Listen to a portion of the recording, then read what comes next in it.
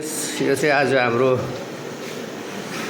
लन्चको लागि cutter fry गर्नु हुँदैछ अङ्कलले र यहाँ कटर फ्राई हुँदैछ र तपाईहरुले देख्न सक्नुहुन्छ यहाँ हाम्रो अङ्कल कटर र सट्टै यता हेर्नुहुन्छ भने यहाँ ब्रेकफास्ट चल्दैछ।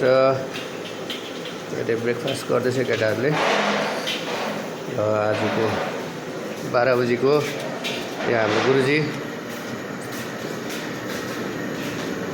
यहाँ सब्जी बनिँदैछ कटहरको लागि ग्रेभी हेर्न सक्नुहुन्छ। यो कटहरको लागि ग्रेभी बनिएको हो र आज यो 12 बजेको लन्चको लागि र यहाँ हाम्रो गुरुजीले बनाउनु हुँदैछ। यहाँ अहिले हामी 3 जना मात्रै छौँ, भाइ घर गएको छ र एकजना बुबु पनि घर जानुभएको छ। यहाँ हेर्न सक्नुहुन्छ। तपाईहरुलाई यो भिडियो मन पर्यो भने लाइक गरिदिनुहोस्, सेयर गरिदिनुहोस्। यहाँ अङ्कल हात हल्लाइदिनु न अङ्कल एकपल्ट।